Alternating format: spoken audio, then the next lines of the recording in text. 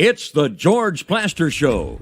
30 years of the best sports talk in Middle Tennessee. Featuring Tennessee Radio Hall of Famer George Plaster, Tennessee Sports Hall of Fame coach Watson Brown, and Young Guns Billy Derrick and Michael Cindric. And now, here's your host, George Plaster.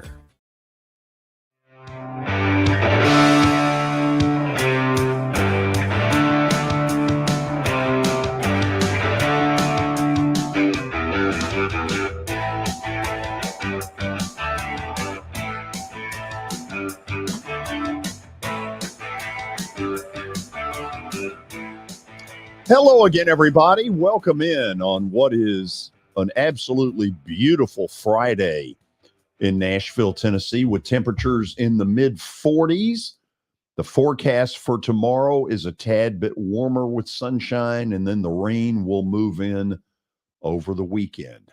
In other words, on Sunday, it's going to rain.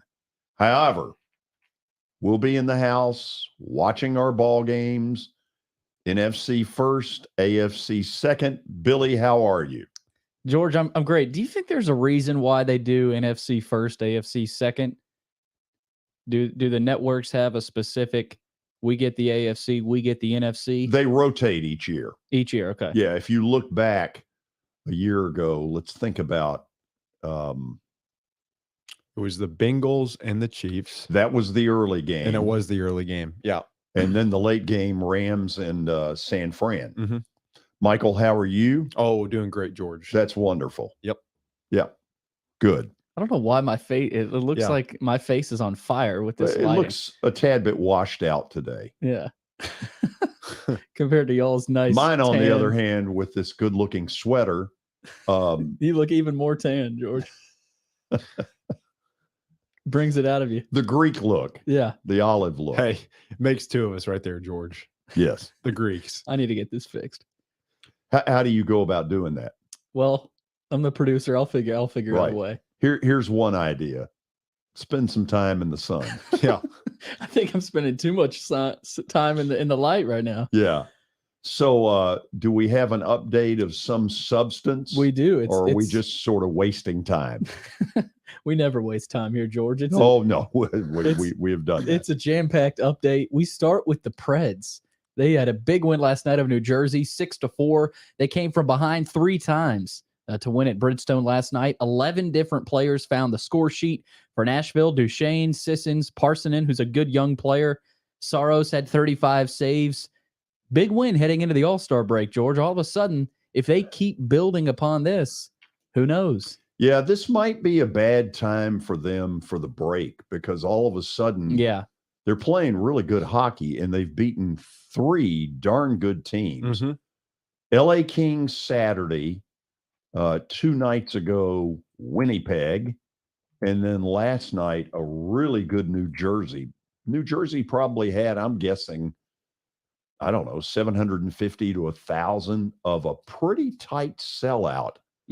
This is a good win for the Preds, and now all of a sudden they've got 12 days until they play Vegas, who is really good. Red hot. Yeah. And that'll open unofficially the second half of the season. And they're sitting there right now. Edmonton, and don't hold me to this in order. Edmonton, Calgary, Colorado, Minnesota, and the Preds are all within 4 points of each other. So you can call it what you want. It's right good. now, they're in a pennant race. Somebody got in. It seemed like there was a shift after that St. Louis loss where they just got ripped. That was their last loss, right? Before they've ripped off 3 in a row. Yeah, apparently they had a team meeting. Yeah, and it seems like that did some good. I mean, they came out, they've played really good hockey the last couple of games. And, George, maybe it'll be good for them. The fact that, think how that break, the tone of that break would be if the last game before the break was the St. Louis game. It'd be, they kind of ruined some chances. They just got ripped. I see what you're saying, how it could be a bad thing. That honestly, the best thing might just need to be keep playing hockey. But also, man, the tone in that locker room, and they're not out of the woodwork by any means, but it's probably a lot better of, hey, this is the type of hockey we need to be playing as soon as we come out of the gate of the All-Star break. The first thing they have to have UC at, Yep. A-level game, because they're not good enough right now to win without that. Right. They have to mix in the backup. Yeah. From time to time. They have got to seize some games that they think they can win with the backup. Yep. And give UC proper rest. Early on, because of this, 12-day rest, naturally he's going to be fresh, and naturally he's going to start against Vegas when they come back. Yeah. But they are going to have to learn from a year ago that they're going to have to do some stuff. Yeah, and offensively too, they got to stay desperate. I mean, you watched them last night. Gosh, they just look like, I mean, I know they gave up 4 goals, but it looked like it was a back and forth, just desperate to score. That type of energy, you got to have that every night, especially the nights that UC's not playing. There's got to be hey, we need to put 3 to 4 goals up to have a chance to win. Yep. Season sweep of the Devils, which is they've been a good team all year. Not many teams doing that. No. So, even less doing it with the Boston Bruins. Has anybody looked at Boston's record? It's one of the craziest records I've ever seen. Oh my goodness. It's insane. He made his pick for them to win it all this year. They come in sometime in the middle of February That's to Bridgestone. huge chance. Yeah. So George, Preds are 24-18-6 heading into the break. So we'll see what happens in Nashville, Georgia. A somber piece of note to pass along here. Billy Packer has passed away, a staple of college basketball commentary for over 3 decades at the age of 82. It was announced from Billy's sons, Mark and Brant. Mark told the AP that he suffered kidney failure after an extended stay in a Charlotte hospital. George, of course, Michael and I are a little bit too young to know his, the prime of his heyday and what that was like. But, from hearing stories, he's one of the better known voices, especially in the college basketball world. Back, I want to say in the late 70s, I was in school at the time, and Magic Johnson and Larry Bird obviously were, they were emerging on the college level. The NCAA tournament really grew a bunch because of Magic Johnson, Michigan State, Larry Bird, Indiana State. They played each other in the finals. Right about that time was the first time I can ever remember a 3-man television booth. And it was 3 legends. It was the late Dick Enberg, who was as smooth as it gets. At the time, NBC's #1 in college basketball. They had Billy Packer as part of that, and they had the legendary late Marquette coach Al McGuire. And Al McGuire was sort of the guy who would throw out things like French pastry. Yeah. He had all these little sayings. I remember the first time, and I'm trying to think exactly what McGuire said that was a lesson to all of us trying to learn basketball, that you you zone on out of bounds plays, something like that, whatever the case. Anyway, they were an incredibly good 3-man booth. They were the first one I ever remember. And if you were to list 3-man booths in the history of sports television, those 3 would be number 1 on your list. Wow. Yeah. So thoughts and prayers to the Packer family, and of course his 2 sons there, Mark Packer. I don't think they still host the show with Wes Durham anymore, but they had that show. I know they did for a while on the ACC network. Yeah. So thoughts and prayers to their family. George, the LA Rams are in the process of hiring former Jets offensive coordinator Mike LaFleur. This comes after LaFleur and the Jets parted ways, and Rams offensive coordinator Liam Cohen left McVay's staff to return to Kentucky. So Mike LaFleur is headed to LA. You got to wonder, does that help them out a little bit? Because, I mean, I know they were banged up with injuries, but does that add another dimension to that team? Well, y'all tell me. I was surprised when, first of all, when Mike LaFleur got let go with the JETS. Could anybody have done much better? I don't know. But I thought he would automatically go into a list of candidates that Vrabel would consider, just simply because Matt LaFleur had been here. Right. It's also interesting, I wonder what it looks like being the offensive coordinator for the Rams. I mean, ultimately, Sean McVay's making the calls, right? I mean, that's not totally. I mean, that's just an interesting position. It's the same way with, what it was like probably being the offensive coordinator when the late Mike Leach was the head coach. Watson Brown would tell you is the same way with him. Sure. That was his specialty. Yeah. And the person that had offensive coordinator title, it was in title only. Right. Do you feel like that's how it is with Eric Bieniemy in Kansas City? Yeah, pretty much. Yeah. I mean, it looks to me like Andy Reid's the one doing it. I guess this comes up in Herm's interview later today. Mm-hmm. And I had thought about it at the time. When Mahomes got hurt and Chad Henne comes in and they are backed up at their 2-yard line, I about fell on the floor when the first play was a throw. Wasn't that insane? That's Andy Reid. It is Andy Reid. That isn't anybody else. He does not care.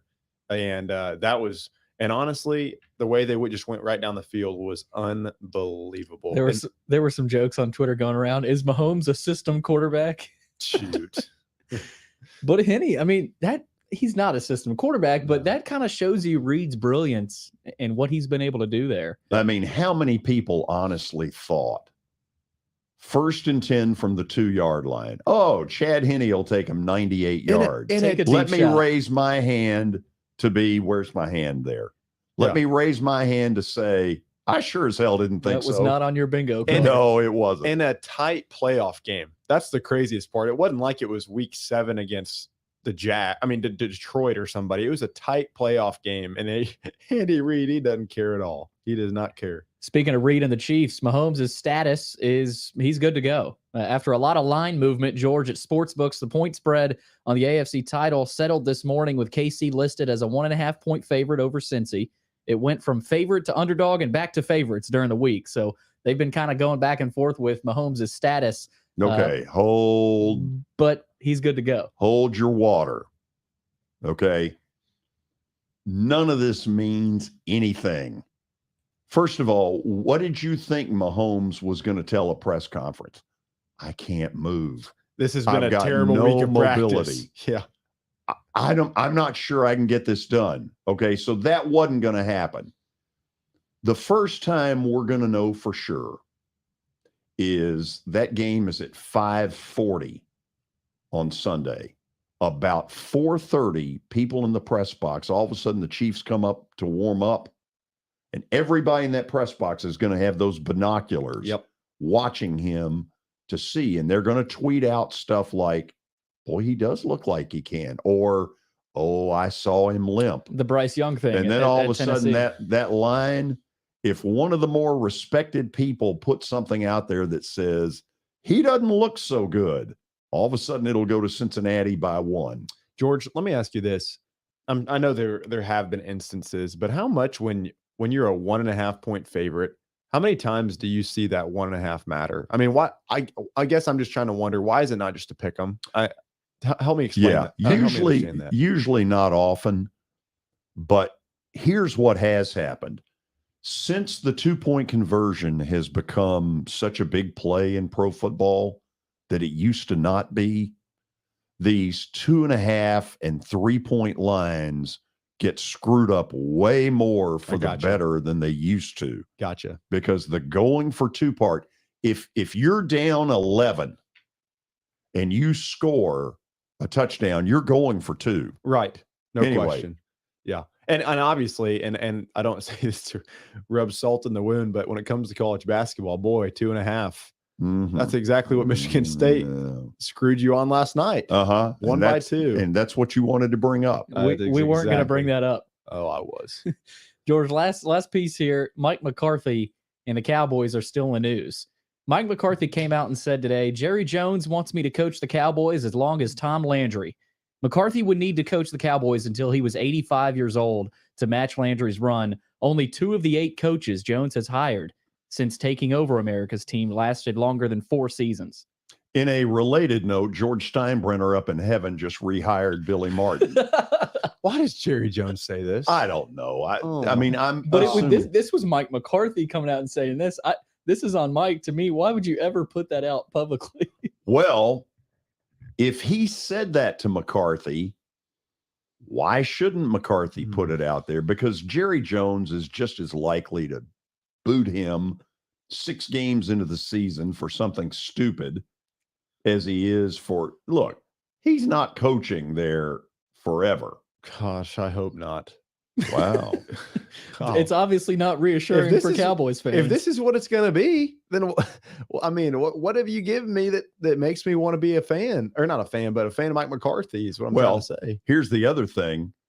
What if McCarthy had said to Jerry, okay, that's awesome. So sign me to a contract that sticks you to that. A 38-year deal. Yeah, or a 10-year deal since you feel so good about me. Yeah. And by the way, if you feel so good about me, why did we just can 4 assistants? Hey, Dan Quinn's staying, though. I know. So he's good. Yeah. Let me ask you this. I was thinking about this on the way home, and obviously, tell me if I'm stupid. Tell me if you hate it.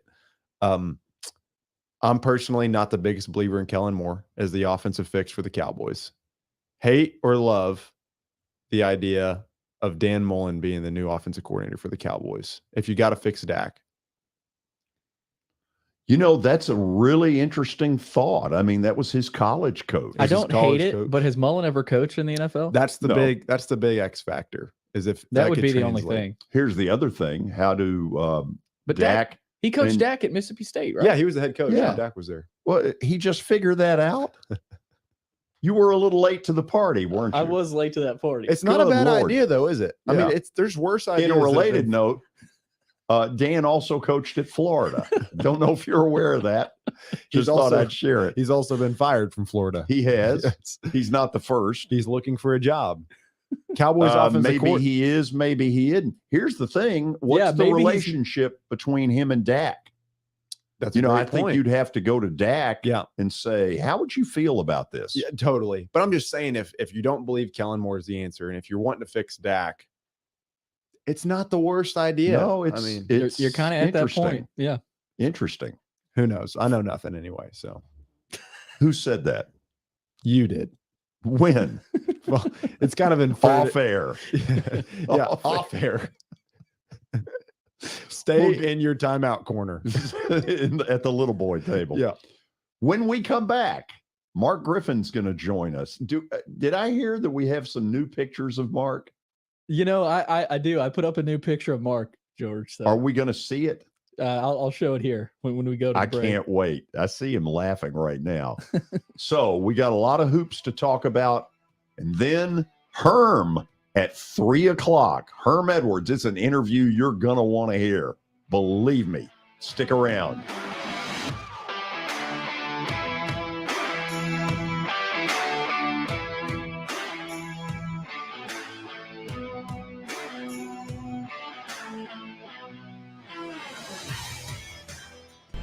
How am I going to get to work? My car's totaled. Scholar, our team is making a call right now. We'll get you a rental car. Don't worry. That's a relief. Call us 24/7. We're here. We're going to help.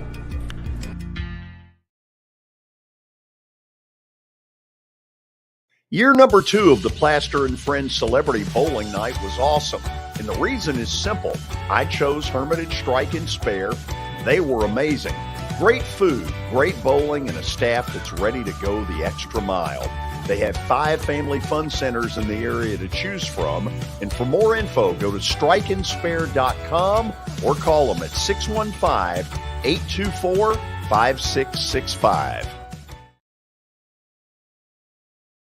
As the trusted premier custom home builder in Middle Tennessee, Donnelly Timmons has over 20 years of experience in the industry.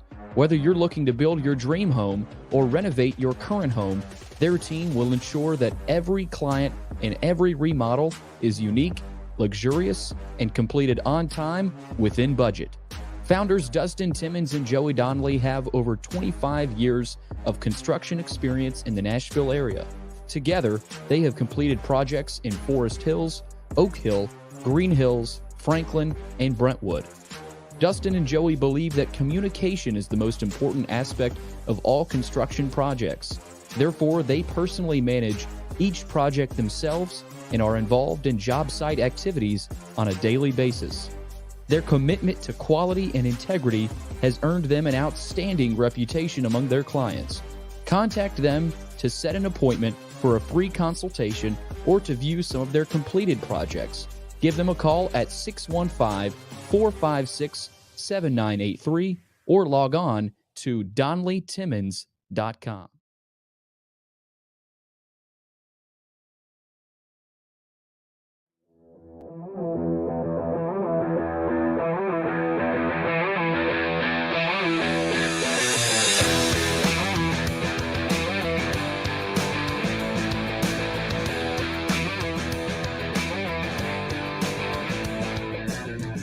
Okay, here is the truth.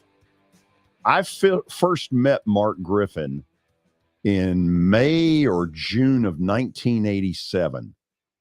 Mark was a camp counselor for C.M. Newton's basketball camp, and in an absolute show of desperation, so was I. I was coaching a bunch of little 6-year-olds, and I remember when Coach Newton figured it out, he walked in one day and he goes, "I weep for this camp." And I said, "Well, the camp's got your name on it, so you need to understand that." So that's where I first met Mark Griffin, and the story goes from there. So we have some pictures of Mark from back then. Well, I mean, I've got this. This is a newer one. No, I don't want the new one. I want the one. I thought you were talking about that one. Did he not send you something from like circa 1988? I didn't get anything. Maybe he did.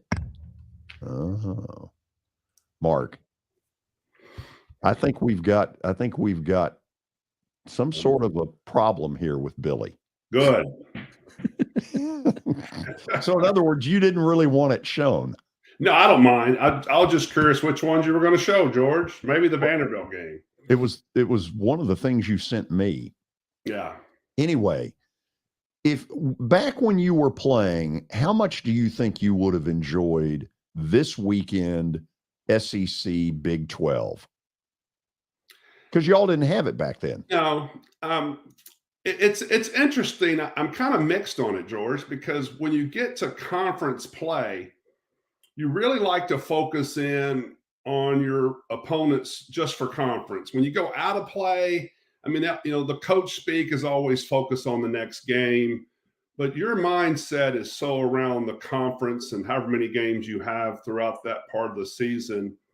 Taking a break to go outside, I don't think it means as much from like who you're playing other than the coaches are going to get you prepared knowing it is the next game.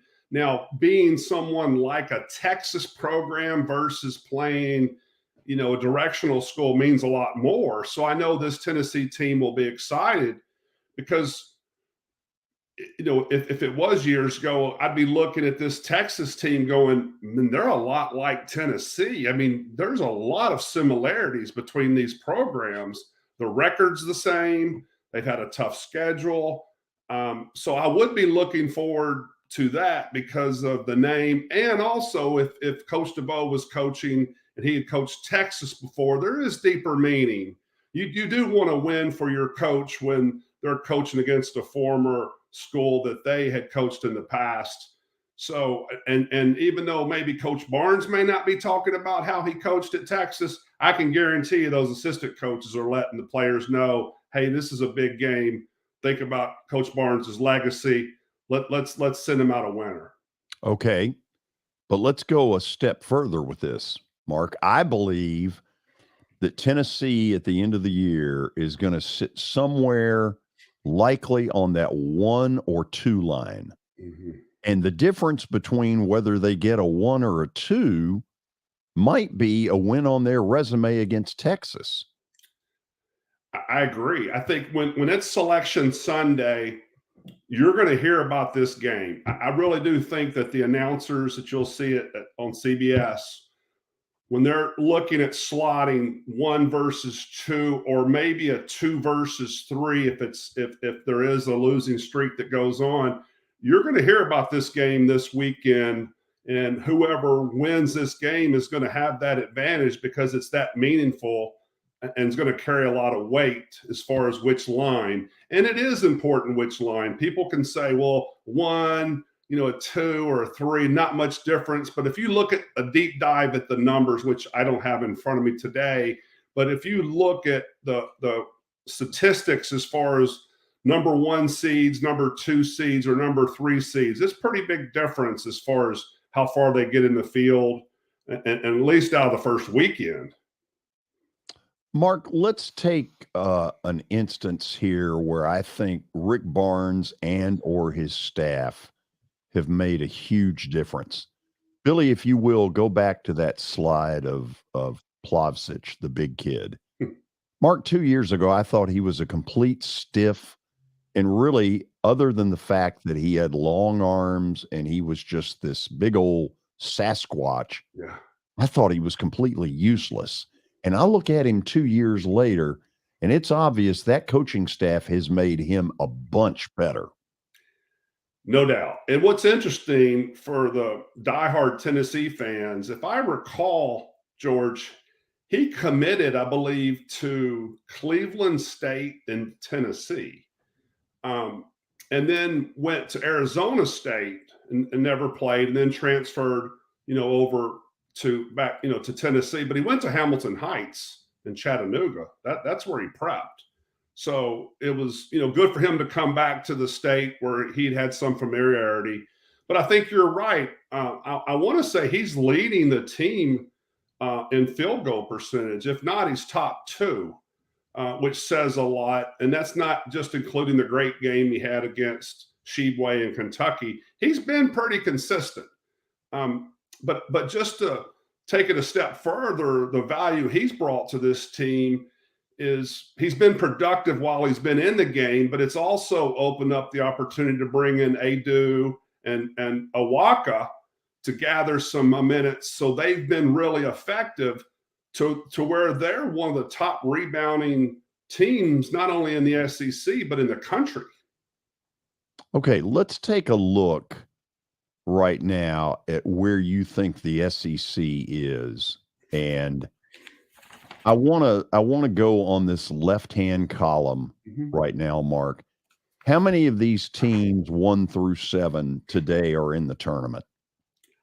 I think as of right now, and I did cheat and look at Lenardi's rankings, which, I'm no Joe Lenardi, obviously, Mr. Bracketology.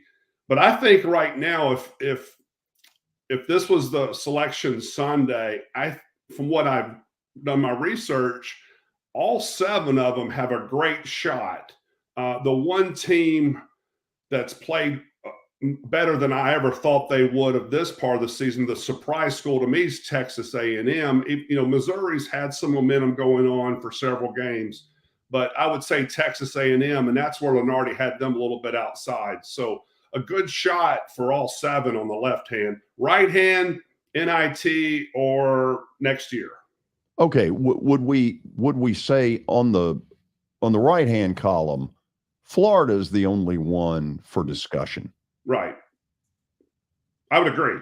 And it's interesting because, not to look ahead, but Tennessee's next opponent is at Florida. So you've got another, I would call that a rivalry. I mean, it's always been a good sports rivalry in football, and it carries over in basketball. And, Castleton, their center, seems like he's been there for years, the transfer from Michigan. And I know that's someone that, Tennessee is going to have to try to slow down because he's very emotional, big guy who can, really handle the ball and runs well. New coaching staff at Florida, but I think it is separated now, more of the 1 through 8 and then the 9 through 14. You're starting to see this type of trend now develop throughout the season. Did you ever play against anybody like A&M that you'd look at them and you say, I don't get it, but then there's a grittiness and a toughness that you have to say, okay, that's how they're getting there? Well, yeah, I mean, actually, speaking of which, was a perplexing team, which was Florida Gators back then, because we had heard that the coach at the time would just roll the ball out pretty much, but they had a fire in them as far as intensity. Of course, this is going back to Vernon Maxwell days, so they did have some good players, and Dwayne Shinsis. But it does kind of remind me of them. And even I think that Florida team had more overall talent than Texas A&M. But I think the best way to describe this Texas A&M team is looking at the top with Buzz Williams and the fire and tenacity that he requires for this team. Just a very strict individual, defense first. And these guys are really playing team ball. They seem to have great chemistry and have developed their roles. And I want to say that's one of the keys why they're able to overcome and have some of these great wins, especially that win at Auburn. Auburn had a 28-game home winning streak, and they got blown out, George. And it just looked to me like these guys were on a mission, and it was to play for each other. Mark, I made the comment Tuesday before the game that I thought the Vandy Kentucky game was the most meaningful game that Jerry Stackhouse has coached here in 4 years, where they really haven't been in contention for anything. Yeah. They'd gone to Georgia, had a really good win. There were hopes that, because it's at Memorial Gym instead of Rupp, that this could be really interesting. And I'll be honest, I thought they flunked the test miserably. I'd agree. And I wasn't able to attend. Maybe you were, George. I hope they had a good crowd because, as I mentioned last week, everyone seems to go and want to watch Kentucky play. And I hope that the Vandy faithful were at that game and came up short. Now, we could play the what-if game if, you had Liam Robbins in, but you don't. So you can't play that game to say, would he have made a difference? We just got to deal with the team that you have on hand. And it just, once again, I think it's a combination that Kentucky is really playing well once they made their change in Knoxville to change their lineup. I know Wheeler was hurt with a shoulder injury, but he's healed now, and he's not getting any minutes. And he's the SEC leader in assists, but they're a much better team with him with limited minutes. Their matchups are much better. And as you see here with Frederick, he's playing better with a hurt hand, as you can see as well. So I think that, I think it's more about Kentucky improving than Vanderbilt laying an egg, but they did have a great opportunity, didn't shoot well, didn't rebound well. And the Memorial Magic can only do so much, George. It's got to go back to their talent and taking advantage of opportunities, and it just didn't happen. Mark, go back on Kentucky. If I tell you, because I'm starting to become convinced that this is where they are, if Frederick hits about 4 bombs in a game, they're probably going to do pretty well. And on the nights where he goes 1 for 9, they're sucking wind. Is it that simple? I don't think it's that simple. I think they have enough talent throughout the team that someone can and has stepped up. I do think he plays a key role, but is he the predominant scorer for them to win? I put more weight on Toppin that he has to have a bigger game or more consistent play throughout the conference season to help out Sheedway, because people figured out they're going to double Sheedway. And what that does it opens up the perimeter and also allows Sheedway to kick the ball to Toppin, depends on where the double's coming from. And, Toppin's been hurt, or he was hurt the one game. And I had mentioned before on your show, I think he's the key for this season if you put it on one individual, because Sheedway is going to get his 19 and 13. They're going to out-athlete people. But I really do think it's going to come down to Toppin and how he plays. If he's consistent, the momentum they have right now, I think we're going to be talking about Kentucky a lot. They're just their trajectory is going up. Okay, before we go to the break, we're gonna put you on the spot, Billy. Let's put up the graphic of tomorrow's SEC versus Big 12. Okay, Mark, go down the list and tell me who wins. Okay. All right. And no prep on this, but let's say Auburn. Oh, that's why we've done it that way. Oh, no question. Why not? Auburn had a disappointing game at home. I'm going to call for West Virginia, even though they're like 8th in the conference. I'm going to predict an upset there. I think West Virginia, and knowing how they're coached, I think they pull an upset, and I think it's an ugly game, low-scoring game, but I'll predict West Virginia. Alabama, I think they get a big win at Oklahoma. They're riding a tremendous wave right now. Iowa State, Missouri, I think that's a toss-up. Iowa State's really hot. First-round NCAA tournament game. Yeah, I mean that's a toss-up. But if I have to pick one, I'll pick Missouri because they're at home. Texas Tech at LSU, you've got bottom feeders of each conference, so it's kind of like, who cares? But once again, I'm a big fan of the home team, so it just happens to be LSU. I'll go LSU. Arkansas at Baylor, I'm going to predict Baylor on this one. Arkansas has struggled here recently. I think the home crowd gets to them. They're a predominantly young team with several freshmen that are getting battle tested, but I think they go down in a close defeat to Baylor. TCU at Mississippi State, I will select TCU. Low-scoring game. Tolo Smith, plays well. I don't think he has enough help.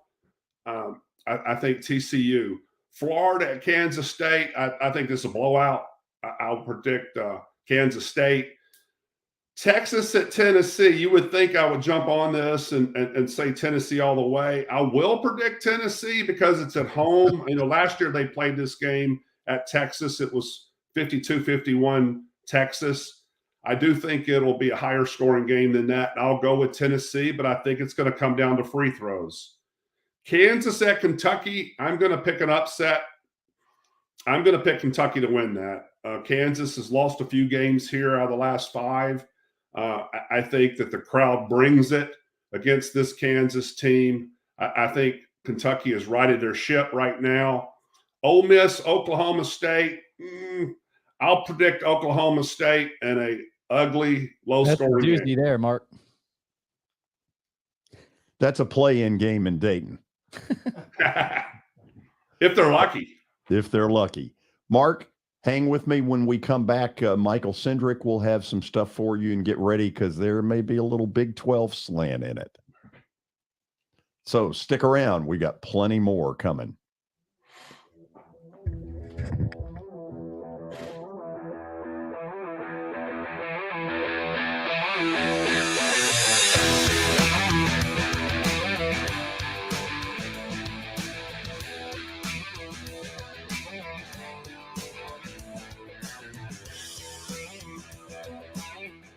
I know it's getting colder. You're not thinking about golf. However, if you're planning an event for next year, let me suggest golf through Riverside Golf Links.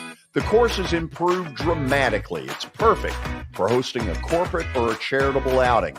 They've got everything in place to make your event a rousing success. To get more info, call 615-847-5074 or go online to riversidegolflinks.com.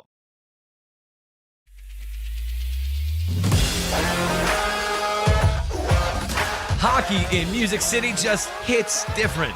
It's one big honky-tonk party. It's the sea of gold in the crowd. The goals, the saves, the celebrations. It's an experience like no other. Don't miss a minute of the action this season. Visit NashvillePredators.com/tickets to get your seats today. That's NashvillePredators.com/tickets. And we'll see you at Bridgestone Arena.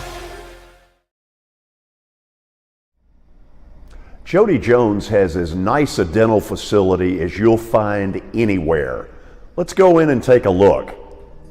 Are you in the market for a new dentist? Maybe you're new to Nashville?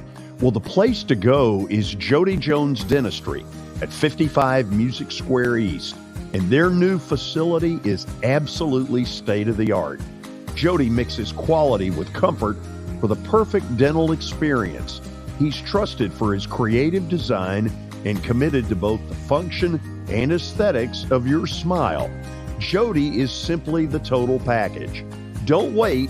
Make an appointment now at 615-259-5100.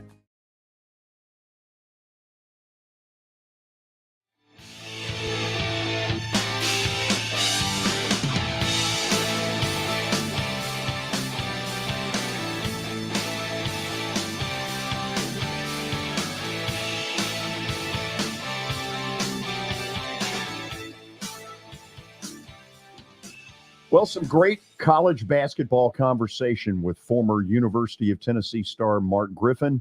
Michael, what do you got for him? Yeah, Mark, I definitely want to get to some Big 12, but first, just one question. You know, I was watching Tennessee the other day and watching Vescovy, and I would just love for you to talk a little bit about him. You know, you can see a guy like Ziegler, the way he can score, and he's just quick as lightning, can get to the hoop and really dangerous. Vescovy is not that. You know, he's not just blow you away with all this speed, but he's so creative. Just talk to me about his game. How does he do what he does? I'm not saying he's not athletic or anything like that, but when you compare him to a guy like Ziegler, you know, across from him, it's just a different type of style. And so, you know, just talk to me a little bit about him. Sure. And for you old schoolers out there, he reminds me a lot of Steve Alford. If you recall, his Indiana days was a guy that struggled, and this compares to Vescovy, to get his own shot as far as quickness left or right, was able to get great shots off of screens. And that's where I see Vescovy being the most effective, is when he comes off a screen or a cut either to the basket or to the three-point range. Very effective. One of the underlying reasons he's been so effective, if you watch him, he is not a guy to take any time off. He is always moving. And as a defender, and I challenge everyone to watch him this weekend, as what a defender hates more than anything is chasing guys. You want to rest a little bit without getting busted by your coaching staff, but you do at times trying to catch your breath. And there's nothing worse than watching a guy meandering around the whole court trying to get open, and then you're the one left there with a wide open gap of someone knocking down a three in your face. Yeah. And that's his most effective part of his game.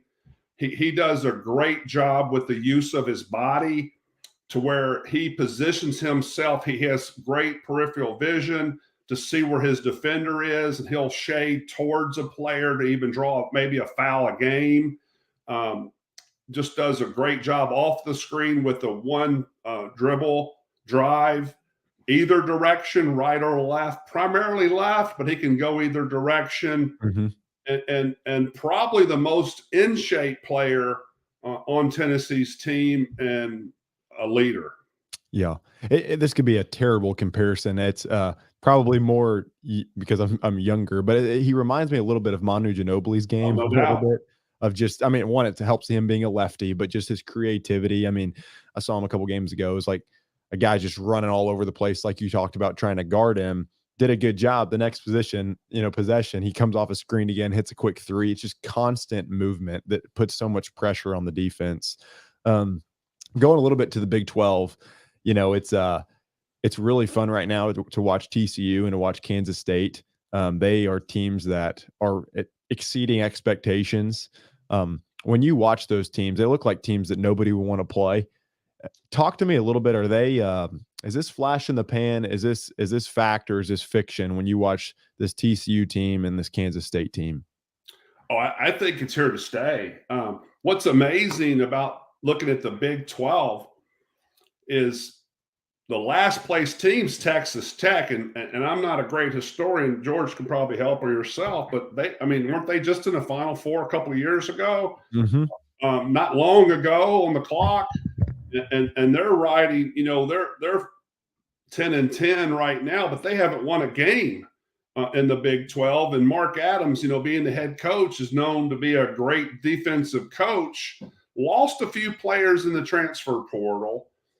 But with that said, this is definitely the best conference top to bottom. They're going to have the highest percentage of teams make the NCAA tournament, as opposed to, if the Big 10 gets in 8, or let's say 10, the Big 12 could likely land, maybe 8, more than likely 7. So you're looking at 70% of their conference getting in the tournament. That's amazing. Yeah. Mark, this weekend, obviously, we're going to see a bunch of teams playing against one another. How likely, I guess we can follow the Texas Tech trend, and because immediately I think of Chris Beard and how he's not at Texas anymore. How likely do you think that the next head coach at Texas might be in the SEC? Might come from the SEC, whether it's Alabama, Nate Oates, or Musselman. Talk to me. What's your crystal ball prediction there for Texas's next head coach? Well, I think the majority of the decision is going to come down to how Coach Terry does, Rodney Terry, the rest of the season. I think his stock has gone up because they've done so well. Their net ranking is 8th. They're 10th in the country. They're right there for a Big 12 championship regular season. You got to give them credit for keeping this team together. And what's interesting too, and I mentioned this about Coach DeVoe and the assistant coaches, relationship. The players are, at least my experience, with Coach DeVoe, he wasn't close to anybody, but we were really close to the assistant coaches. And I think most programs work that way. So when these Texas players that are currently on the team probably have a better relationship with Coach Terry than they did with Chris Beard. And now that they're playing for him, they're like his biggest cheerleader. So I feel that if Texas can finish the season strong and fare well in the tournament, I'm not saying they have to go to the Elite 8, but let's say they go to the Elite 8, I think there's a great chance administration says, we're going to give it to you, Coach Terry, and let him right this ship for several years to go. Now, behind the scenes, are they calling some of these guys we talked about in the past, the Nate Oates of the world? I don't know about Calipari. I think he's cooled off now, but I still think you call people like a Billy Donovan, and I still think you call Nate Oates, and just see what they say, because you got to have a backup. You may not hear about a backup, but Coach Terry's had experience. He's coached at Fresno State for several years. It's not like he stepped into a situation like the Kansas State coach where he was a 19-year assistant and then now all of a sudden is a head coach. Coach Terry's got that experience. He's been out on the road recruiting as a head coach. He's led a program. So that's gonna help him down the road. Yeah, that's great. That's great. I want to talk a little bit about Kansas and Kentucky. Obviously, we've talked a good amount about Kentucky. Kansas has taken on some water a little bit. They've struggled, and they're trying to kind of right the ship. Just when you see this game, I don't see at all that Kansas is going to come down and just lay down. The Kansas is a really good team, and they're in a really good conference. What does Kansas need to do to be able to really come into Kentucky and play with them and win? I'd be really interested to see if Kansas plays a zone. And the reason I say that, and I'm trying to think of the young man's name that plays primarily center. I don't know if it's you may know this. KJ Adams, excuse me. Mm-hmm. he's a 6'7" great athlete. One thing that Kansas does not have, in my opinion, is inside presence defensively with height. Now, Adams can jump out of the gym, but they don't have a lot of height inside. I'm curious how they're going to guard Sheboy.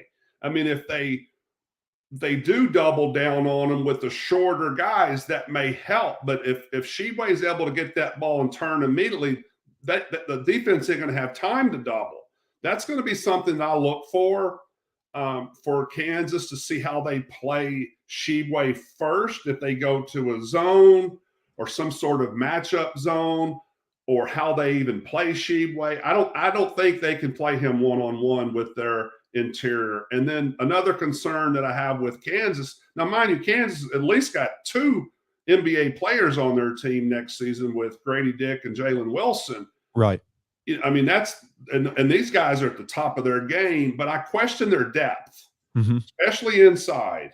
And this goes back to another area that I'll be watching with Toppin, because I think he could have a field day. No question. Kansas just doesn't have that inside presence. Now, they got great athletes who can jump out of the gym, but can they really stop anybody inside? In the games I've watched, they haven't. Mark, last question for you. Billy, could you go to that graphic of the matchups? Mark, I want to do something a little bit fun with you. Obviously, we've got some really good matchups. I mean, I don't think anybody's complaining. And, you got to set these way early, obviously. So you got your Arkansas, Baylor, Texas, Tennessee. We've talked about them, Kansas, Kentucky. If you could mix up these teams and just see one more matchup of, man, this would be really fun right now. Obviously, it's different when you set these. But right now, if you could decide, no, I'm going to change one or two of these, and I'd love to see. This would have been a really fun matchup to get to see this weekend. Which one would that be? Kansas State, Alabama. Ooh, I like it. First and foremost. I like it. How about you've got TCU Kansas Auburn? State? Kansas State right now is first in the Big 12, tied for first. Alabama first in the SEC. Kansas State 5 ranking, Alabama 2 ranking. They're the most talked about teams per conference right now. More attention's been on these programs this season than you've heard about in years. Yeah. So that would be to me the biggest matchup they could put together. Now, mind you, when they put these matchups together, we weren't talking about Kansas State. Exactly. Alabama Exactly.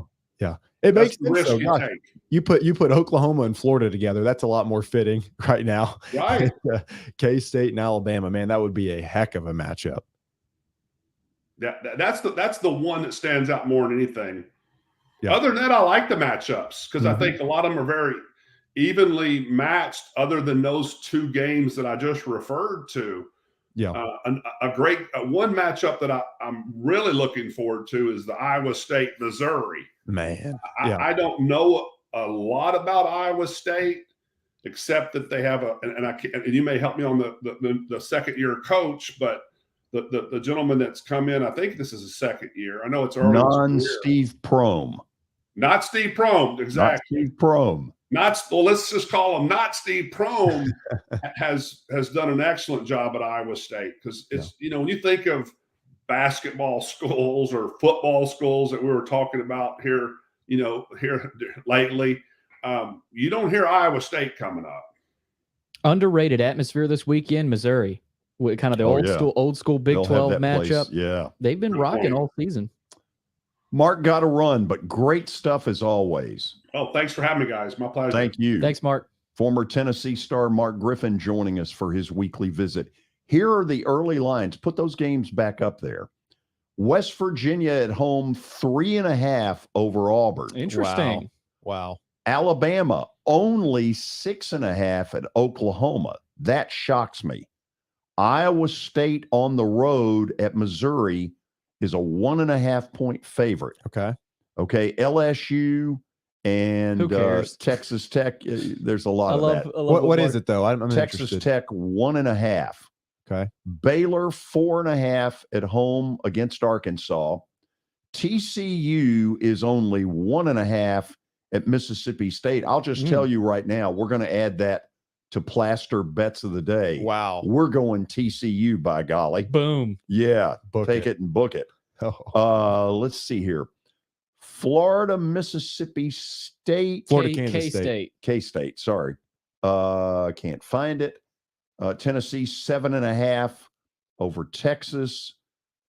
I'll be interested in the Kentucky one. Is that available yet, George? Yes, it is. Kentucky, 1.5 at home against Kansas. And Oklahoma State is 9.5. Ooh. 9 over Ole Miss. The one we left out was Florida, and K-State is 5.5. What? That's a little bit of a surprise. We'll go to the break, and then we'll have stat of the day, and then Herm Edwards. This is an interview you're going to want to hear. Trust me. Stay tuned.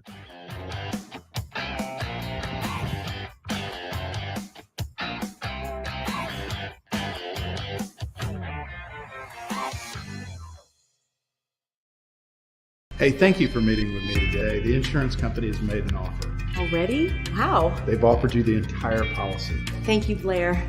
You're so welcome.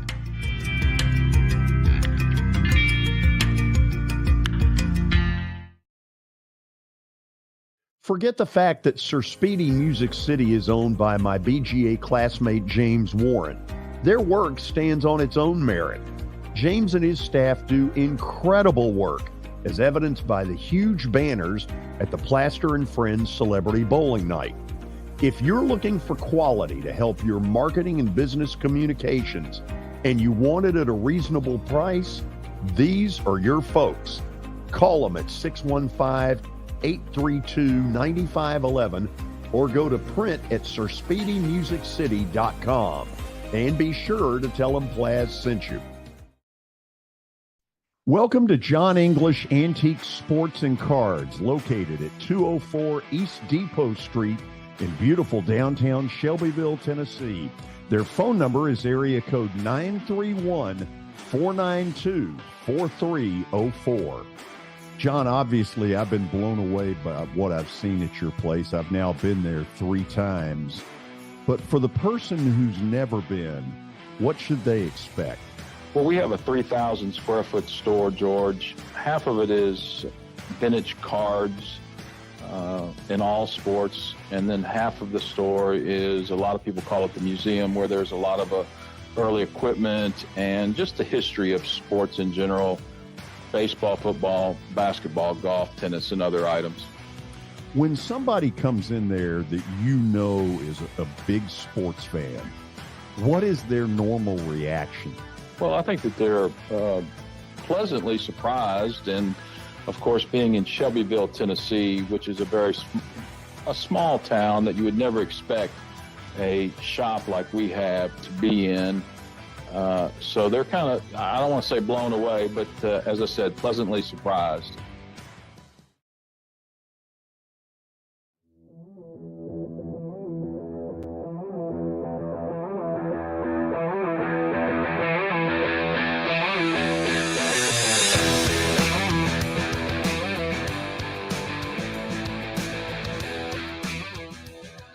Welcome back in. Final segment of this first hour on a beautiful Friday here in Nashville. It's time for Stat of the Day, brought to you by John English Antique Sports and Cards in the beautiful downtown Shelbyville, Tennessee. You can find them at 204 East Depot Street, Tuesday through Friday from noon to 5, and also Saturdays. Check them out tomorrow from 10 a.m. to 5. Also, give them a call at 931-492-4304. Again, that's 931-492-4304. All right, let's check out Stat of the Day, see what Michael's got for us. How many combined Super Bowl wins are there between the 4 NFL teams remaining? You can get this one. Okay, let's go first with Cincinnati has never won a Super Bowl. Okay. KC has won 2 Super Bowls. Philly has won 1 Super Bowl. And San Fran is either 4 or 5. San Fran has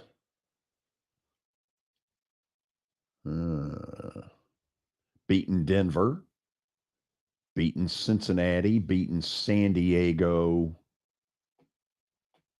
I'm going to say it's 4. So let me ask you this, Billy, when you show the answer, are each one of them shown? Yes. Okay. Cincinnati has not won a Super Bowl. So Correct. I'm going to write down. Okay. Yeah, you're on the money right now, George. Okay. Cincy. Cincy is correct. Correct. Kansas City has won 2. Correct. Philly has won 1. Correct.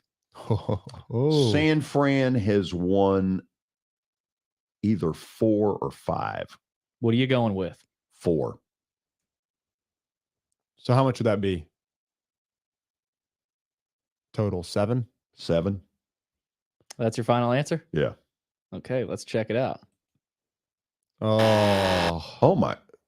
8. 8 total. Okay, so San Fran's won 5. Yeah, I tried to have it where it was by each team. That's a pretty damn good effort, though. Yeah, George. that was impressive. Good George. job. You Feeling good. You deserve some claps. Self-esteem. Yeah, no doubt. You want your self-esteem to rise?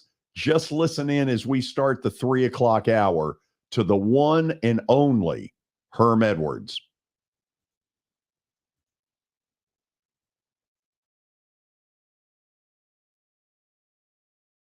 As promised earlier, we head out to the West Coast and we say hello to our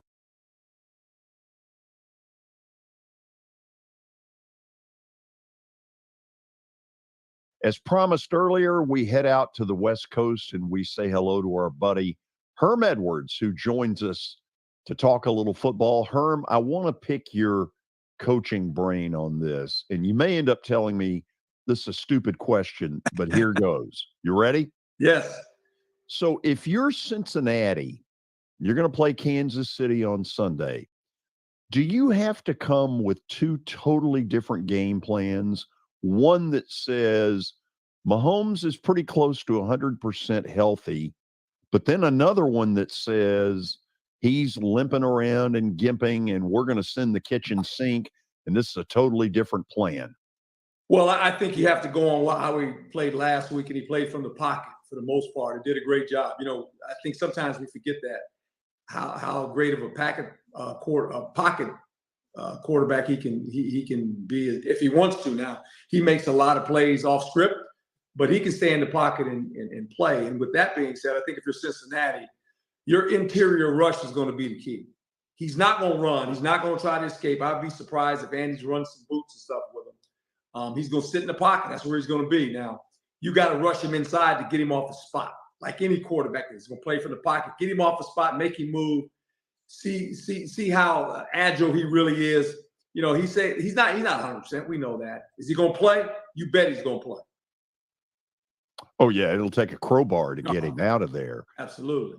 Herm, upon further review, when he got hurt, are there some things Jacksonville should have done defensively that they didn't quite do? Well, you know, I think Jacksonville, you know, did the best they could do under the circumstances. You know, on the road, they're playing a team that is playoff ready, that has a lot of experience in the playoffs, and this is the greatness of Mahomes, of Patrick Mahomes, the fact that he gets hurt, he leaves, and I thought the turning point in that game was kind of interesting when they were backed up on the -2. Yep. Most people would think, well, they're going to run the ball now because the quarterback left. They went right back and threw it to Kittle and went on a 98-yard drive and scored. I said, game's over. Got the crowd back in it and everything else. You know, Jacksonville was running around. They were all excited. Okay, we got a shot. Not so fast. And then, obviously, Mahomes comes back in and does a good job. And I think Jacksonville, they played their tails off. Quarterback at times missed some throws. You know, it's a new experience for him. You know, Trevor Lawrence is a guy that has an ascending career right now. It's ascending at a good level. Playoffs is a whole different atmosphere. And plus, you're on the road in Kansas City, a tough place to win. I want to go to the other game and get some of your coaching stuff here. This young guy, Brock Purdy, seems to have gotten himself into a comfort level where he just doesn't look like he gets rattled. Philly's a different animal, as you know. You played there. So he's going to get all that crowd heat early. If you're Philly's defensive staff, are you sending the sink at him early, trying to see if you can rattle him and get him out of that comfort zone? If you get him in some bad downs, if you can get him in some downs where he has to hold the ball. But this offense is predicated on a run game, play action, short passes, let the receivers and the backs catch it and run. When you think about, McCaffrey, Debo, Kittle, obviously, and Ayuk, a lot of short passes. This is not a vertical passing football team for the most part. They're going to hit you in the middle of the field in seams. They're going to get the ball out fast, but it's all predicated on the run game. And when you watch that Cowboy game that the 49ers were in, they never gave up on the run. It was a tight game. At one time it was 9-6 going into the third quarter, right? It was a field goal game. For the most part, Dallas decided not to kick the point after. They missed them, so it made it a field goal game. But however you want to look at that one. But it's one of those situations, I think, you're dealing with a team that has the potential of winning on the road. And I'm talking about the San Francisco 49ers because we say this in football. Good defense and a run game travel. And they can play in any kind of conditions. And this team has proven that. They won't be, they won't be frightened of Philadelphia. They're walking in there. This team has a lot of playoff experience as well. These players have been in playoff games and in big games. Some of these players have gone to the Super Bowl. So I just think it's a great matchup of teams. You brought up something that I noticed during the game. Early on, San Fran really didn't run with any great effectiveness.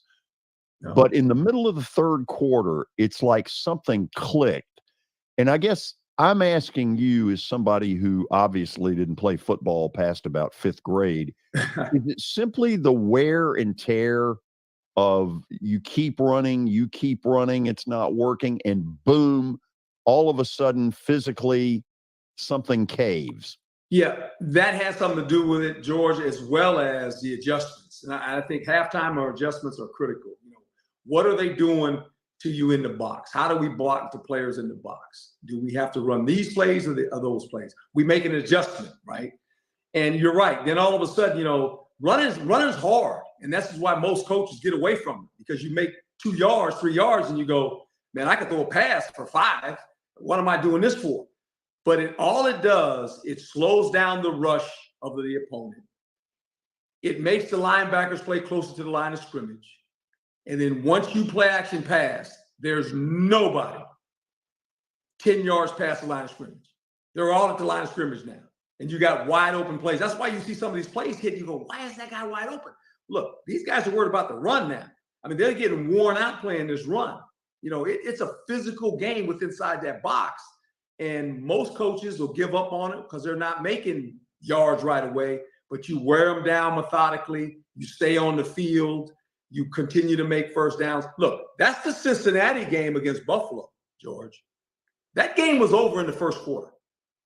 And the first quarter was over. I'm watching that game, and I'm watching Cincinnati. Listen to this. They were averaging 6 yards a play on first down. I'm going to say it again, 6 yards.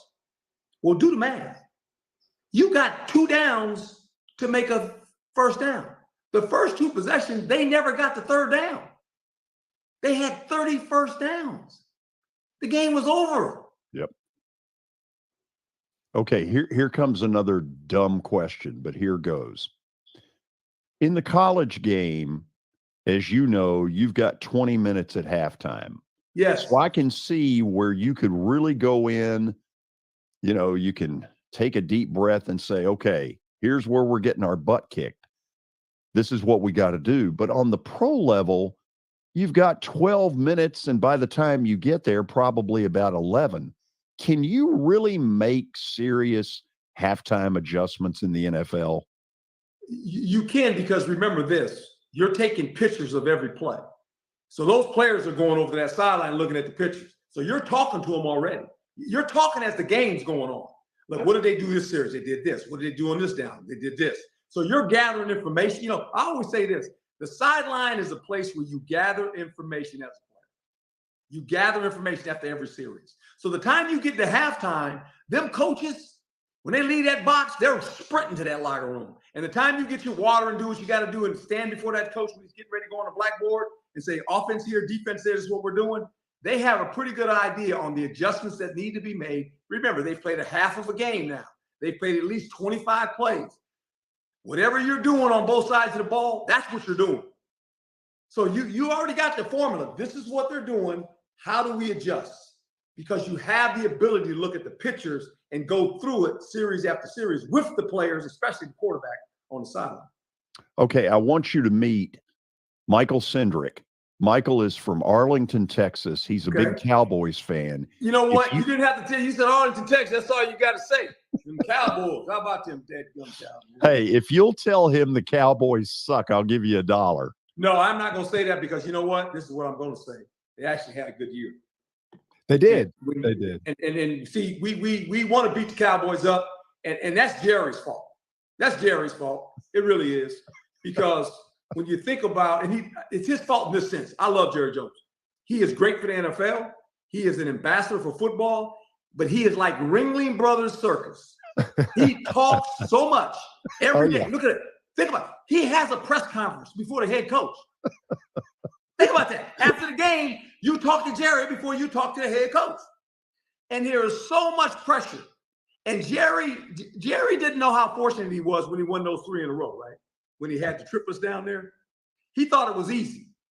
You know, sometimes that can be a curse. And it's been a curse for a long time. He's learned since. Right? And it's just been a curse. And it's kind of funny because it's, we say it's America's team. Look, I get it. I get it. I played in that conference. And I can remember when they built that luscious stadium when I was playing, they said, we're going to leave a hole in the roof because God wants to watch his team. I said, boy, you got to build it now. And so you think about the Cowboys, we work for the worldwide leader, as you know. And I told those guys, if the Cowboys win this game last week, I said, this studio is going to blow up. It's just, we ain't going to know what to do, right? And whether they win, lose, or draw, one of the first leads we have is what? We talk about the dadgum Cowboys, right? That's exactly right. Because Jerry's done a great job. That football team played well this year. They won a playoff game. And that's what I said a month ago before they got in the playoffs. I said, we're always talking about these guys' record. And I said, it ain't the record. It's what do they do in the playoffs? Yeah. They were 1-15 before that first playoff. They were 1-15, right? And so they win a playoff game. Then you go play a team, the San Francisco 49ers, on the road. It's 9-6. They didn't get blown out. And they can blame it on Dak. Say, well, Dak didn't do this. He's making all this money. Look, he needs some help. Yeah. He needs some help. He can't do it by himself, right? So we'll see. We'll see. But that's my take on the Cowboys. Coach, I love it. You hit about half my questions right there. That was great. that was awesome right there. It's the sad thing too is you're really only judged by your last performance. Unfair or fair. It's the sad thing about TCU this year, national title. I mean, had a great season. What does everyone remember him for? Getting drilled by Georgia. That's the ruthless part of the game. And that's what the Cowboys faced being in the national media, the darling or the most hated team. Well, I tell you what's worse than what they had to go through. Now they'll get back. They're gonna be fine. They were 4-2, just like the Eagles were in the division. They're 4-2 football team in the division. That's important. Can you win your division? They'll have an opportunity to win that division. You lose games in the playoffs, there's a finality of it. You spent all the offseason, all these things building up your team to get to the playoffs. Once you get in the playoffs, you're excited. It's like the tournament. But then when you lose, it's like, whoa. But I'll tell you one worse than losing a playoff game is losing the Super Bowl. And I lost one of those. And it took me, well, I tell you, be quite honest, I lost my Super Bowl against the Raiders. And from that day forward, I never watched a Super Bowl game. Wow. I refused to watch the game. If I wasn't playing in it, I wasn't going to watch it. And when I retired, I wouldn't watch Super Bowl. And the only reason I started having to watch it again is because I work for the worldwide leader. That's the only reason. Wow. So I got to comment because, yeah, if you don't watch, coach can't comment. I said, true. But my girls still suffer today. They still suffer today. When they were growing up, little kids, and they had parties, they had balloons, and we get all this stuff.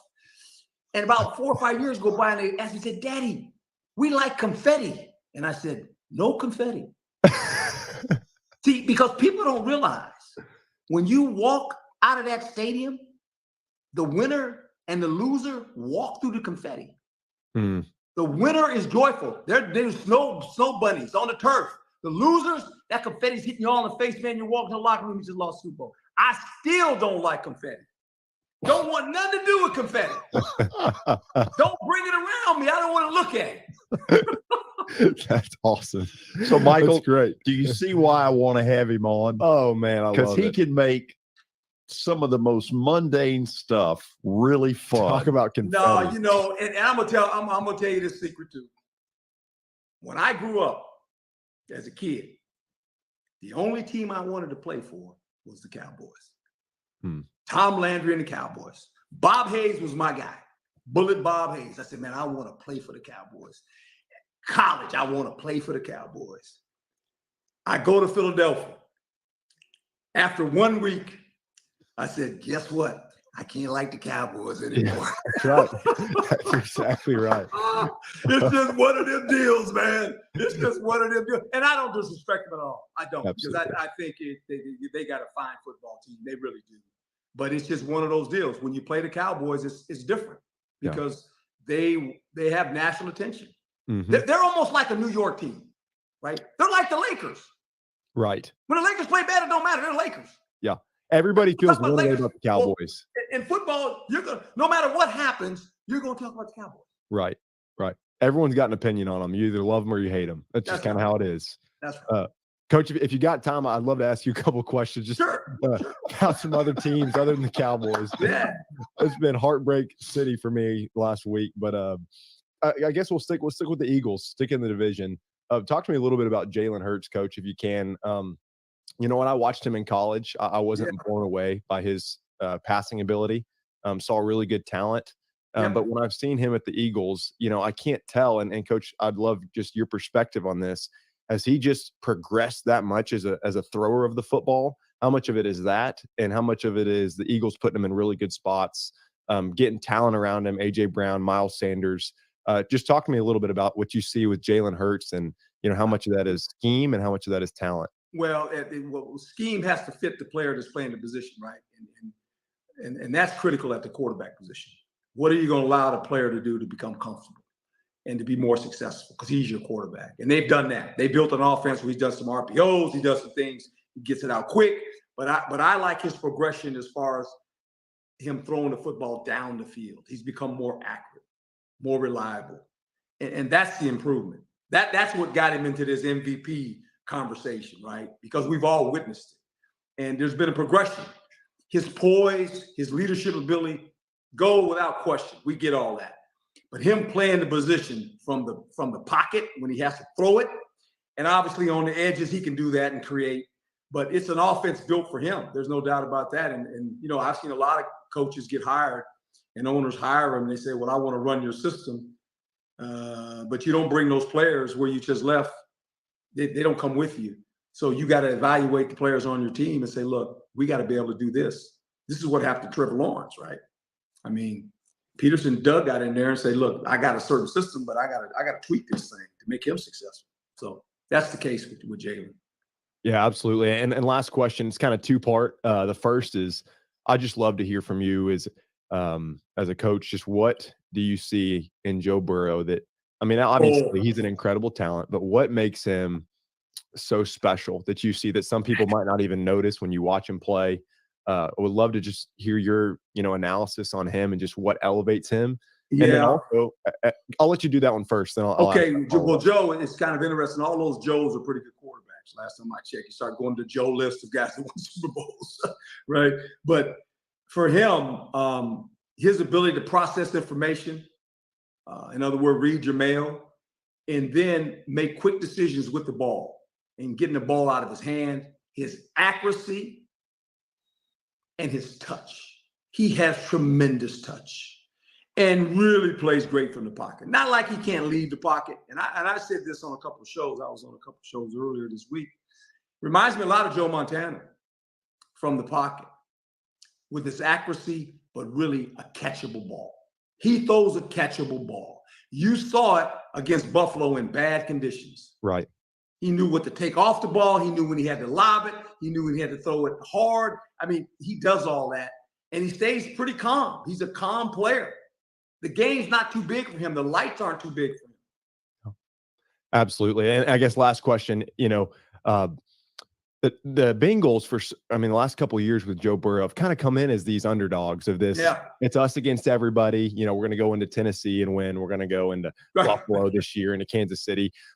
Eventually the public's got to catch on that this team is legit. They're not some darling underdog. Yeah. But as a coach, does the mindset change at all when you come into a game and it's kind of us against everybody? You're playing with house money to win. The next couple of years with Joe Burrow, I don't think anyone's going to be sleeping on any Joe Burrow-led team. Talk to me a little bit just as the mind of a coach and how you control that with a team as well. They've got to feel that as well. Well, you use it. You make light of it sometimes. You kind of nick at them a little bit. Hey, guess what these guys said? I'm just saying, and you just kind of walk away from it. And the players look at you. So you kind of use it as fuel. But this team doesn't need any fuel. Look. This team, as Joe Burrow said, somebody asked him, well, what do you think your window is? He said, my whole career. Good answer. And he's right. Yeah. He's exactly right. And you're going to have to deal with this football team. And everybody knows it.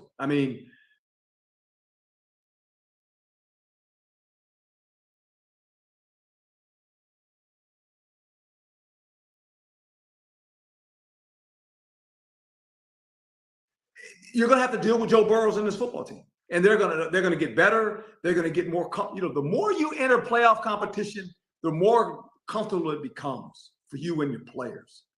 It's not your birthright, but once you start going back-to-back playoffs, eventually, Now I say that, and the Buffalo Bills lost 4 of them, but they kept getting back in. Right? You just that's your destiny. Yep. And you can actually say it because you've done it. A lot of teams say, "Hey, look. We want to get in the playoffs." Yeah, you know what? A lot of them say it, but by week 8, you kind of know we ain't going, right? And so, but there's certain teams you look at and go, okay. Look, this season will end, and we'll be predicting what teams are going to make the playoffs, what teams are going to win their division. We already know 6 of them, right? Right. And the season ended. It's like when Captain America was on his roll, I said, it's Captain America and it's the field. He's getting in. And everybody looked at me like I was crazy. I said, that's Captain America. He got a cape on, man. It's Captain America. That's what he is. That's Tom Brady. It's Captain America. Don't get mad at me. I'm just telling you what's going to happen. Yep. I don't know. Herm, you are hilarious. Thank you as always. Thank you guys. We got some games, boy. I tell you what, it's some good football, man. This is going to be fun.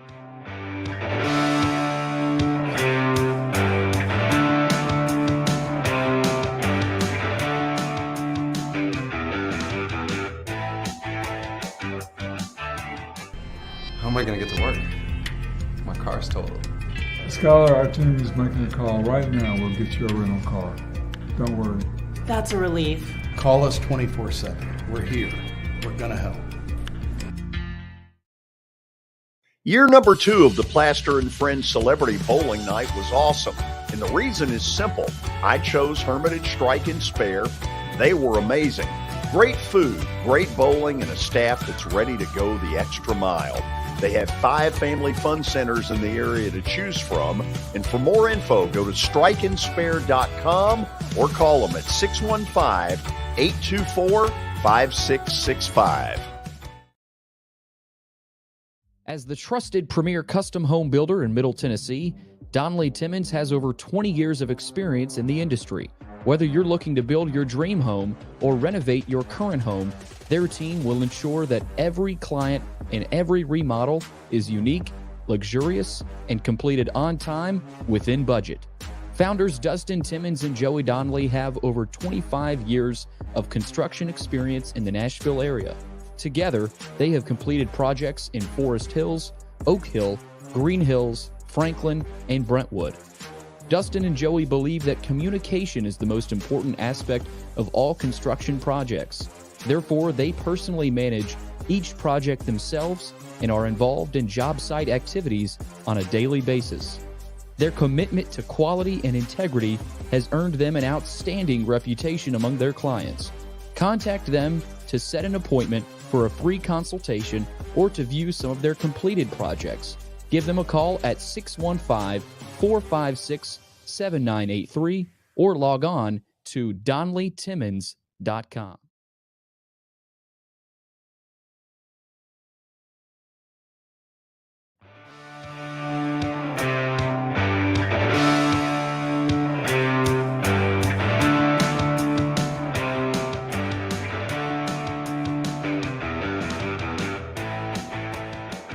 Big sports weekend. You've got the NFL title games. We'll decide who goes to the Super Bowl.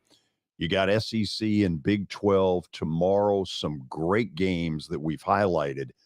Here's one that's been a little bit under the radar, but it should not be. Belmont has a home game Sunday afternoon at 2 o'clock against Drake.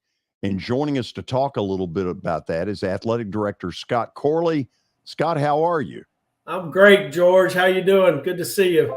Good. Have you renovated the office? No, I'm actually working from home. My backdrop isn't quite as impressive as Herm Edwards, but I've been fighting a little bit of COVID, so I'm working from home this week. Okay, get well. I'm doing because you got to be back on Sunday. Be there. Talk a little bit about what's going on. You got Drake at 7-4 in the league. You guys are sitting pretty at 9-2. So there's a lot on the line. Huge game for sure. You know, you want to continue to hold court at home. Drake was the preseason number one. They've got a very experienced team. The preseason player of the year in Tucker DeVries. His dad is the coach who's done a great job getting Drake's program to where it is today. And so it's a game that, you know, if we want to continue to contend for that top spot, it's a game we need to hold serve on. But Drake's coming in. They've got a lot of experience, like I said. You know, obviously we've been playing very well lately. I like the way the team's playing. They're coming together.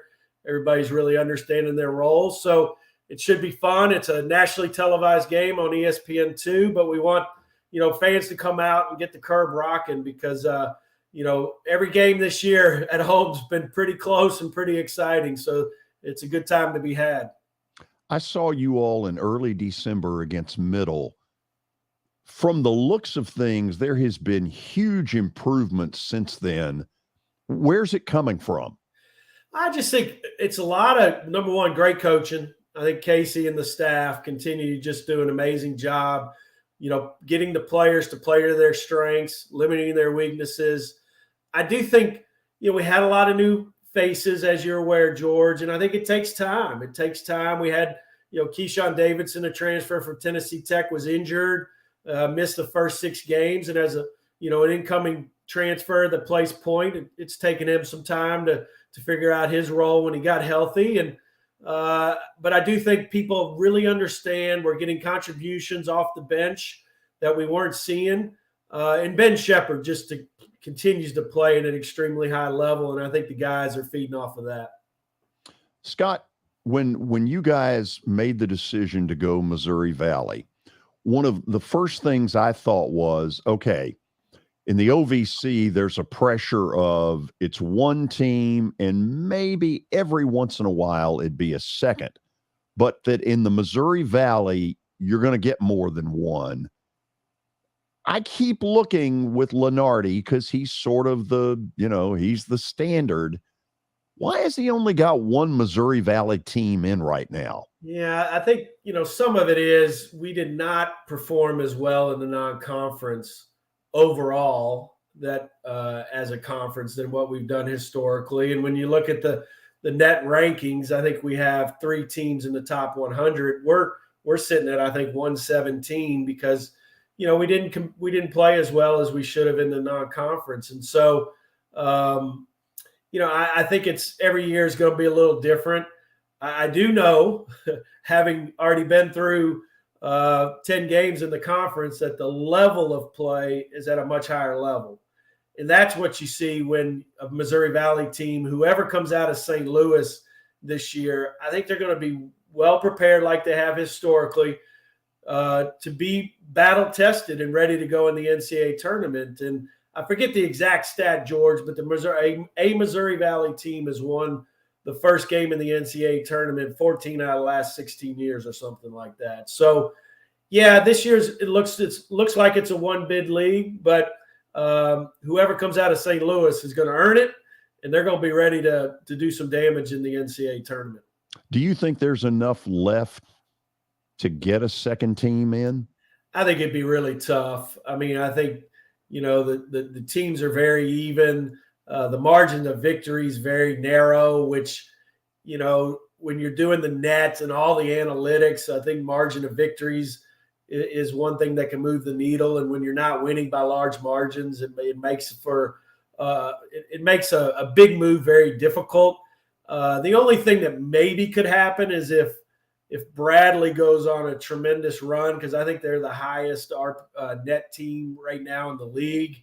They win out, and then maybe, us or someone else upsets them in the finals. But I think it's going to be a long shot because, a lot of the Power 5 conferences have a lot of depth, and they're going to get a lot of teams in. Scott, this is Michael Cindric. Michael's from Arlington, Texas, and I'm sure that he would love to hear some of the technological patheticness that you witnessed for about 2.5 years. I want to. What are you talking about? Oh, Plaz has come a long way. I'm just very impressed to see this. That he's on a streaming site. It's very, George, I'm very proud of you. I mean, I still remember your voicemail message, and you probably still have it on your cell phone. But when he said he went to an iPhone and it was a sign of the apocalypse, it was true, Michael. I mean, when he first started working at Belmont, he had the flip phone. He still had the flip phone going. So he's come a long way. Well, the truth of it is it exploded while I was working there, and I took off around 4:30 that afternoon looking for another flip phone, and I went to a Best Buy, and the guy said, "Look, I know who you are. I used to listen to you on radio." He said, "Any moron can handle this. Go ahead and get to an iPhone." Yeah. Scott, we're baby steps. We are baby steps. Big time baby steps. He didn't have a Twitter account. I kept going, George, you need to get on Twitter for us. He's like, that's the best thing to ever happen to him, that phone exploding at Belmont. Scott, yesterday was a copy paste 101. That was our lesson of the day yesterday. God bless you, Michael. I know you got a lot of patience, my man. Hey, we're just trudging along. Do you have an intelligent question for us, Scott? Well, I wouldn't say intelligent. I've got a question. I wouldn't say intelligent. Scott, I would just love to hear, honestly. I mean, I know athletic director, yes, but even as a fan, what's it been like getting to just watch Belmont against a fresh new set of teams? I mean, has that been a really fun process for you? It really has. I've enjoyed it immensely. I enjoy our fans noticing the differential, and I've been getting a lot of positive compliments about, wow, the level of play is just so much higher. And obviously there's pluses and minuses to that, right? Sure. I mean, but to see us at 9-2 playing as well as we're playing against such high level competition, it's been fun. Learning just the different teams, learning the style of play, understanding that, one thing I've also noticed is every team is so well coached, and you're not gonna just gimmick and get yourself some wins. You got to be physical. You got to play hard. We've had to adjust to a different style of officiating, which I'm proud of the guys, that it's a much more physical style of play, and we've shown that we can do that. And so, yeah, I mean, we still got to go on the road. We still got to play a lot of good teams on the road, and that's part of the fun too, is going to different venues. And you go to Bradley and Peoria, and there's 5,000 diehard fans there. We went to Southern Illinois and Carbondale, and they had 7,000 fans on January 1st. And so those are environments that our players enjoy playing in. Now it's harder, it's tougher. You got to bring your A game every time you're on the road, but It's been everything we had hoped for in that sense, Michael. Just it's exciting, it's different, and it's a lot of fun. Scott, one more question for you. This has been floated around that I don't know how much steam it's picking up, but this idea of expanding the tournament to 90 teams, I don't know if you've seen that or not. I'm sure you have, but just what are your thoughts on that? I mean, I don't know exactly how to react, but I'd love to hear in your opinion if you think that's at all a good idea, or if it's 64 is what it needs to be. I mean, I got mixed feelings about that. I mean, the way the tournament is set up, and it's so beloved by the nation, you could almost sit there and say, don't try to fix something that's not broken, right? And I do think there's a lot of the way it's set up, the way the weekends play out, the having the brackets on one page and all those things make a lot of sense. By expanding it though, I would be much more supportive if I wasn't so skeptical about what type of teams would fill those additional 22 spots. If it could allow the Missouri Valley to have 2 or 3 teams, then you could argue the expansion could be valuable. But I personally, I think it's going to be hard to make a whole lot of big changes before the existing contract is up. But I could be proven wrong on that. Certainly if CBS and TBS and all the, those players want to have an expanded field, there'll be momentum for that.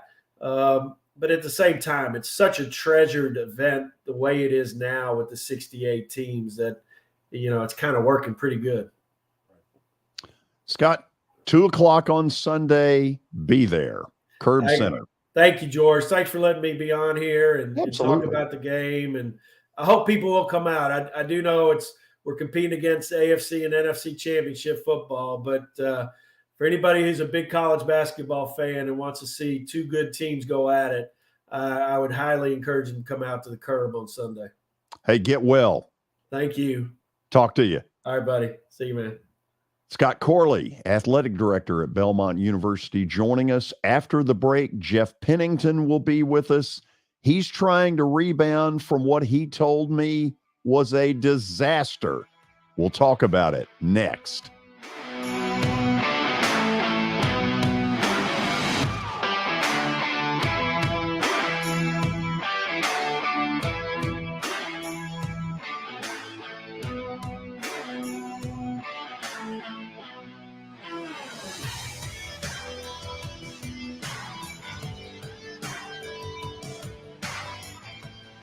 I know it's getting colder. You're not thinking about golf. However, if you're planning an event for next year, let me suggest golf through Riverside Golf Links. The course has improved dramatically. It's perfect for hosting a corporate or a charitable outing. They've got everything in place to make your event a rousing success. To get more info, call 615-847-5074 or go online to riversidegolflinks.com. Once the All-Star game is over, the Nashville Predators will have another of their college nights. Tuesday, February the 7th, Tennessee State University front and center stage when the Vegas Golden Knights come to town. Students, alumni, and fans are invited to celebrate. The College Night Series ticket package includes a Predator game ticket and a limited edition co-branded hat. Tickets can be purchased at NashvillePredators.com/college nights. Forget the fact that Sir Speedy Music City is owned by my BGA classmate James Warren. Their work stands on its own merit. James and his staff do incredible work, as evidenced by the huge banners at the Plaster and Friends Celebrity Bowling Night. If you're looking for quality to help your marketing and business communications, and you want it at a reasonable price, these are your folks. Call them at 615-832-9511 or go to print at sirspeedymusiccity.com. And be sure to tell them Plaz sent you.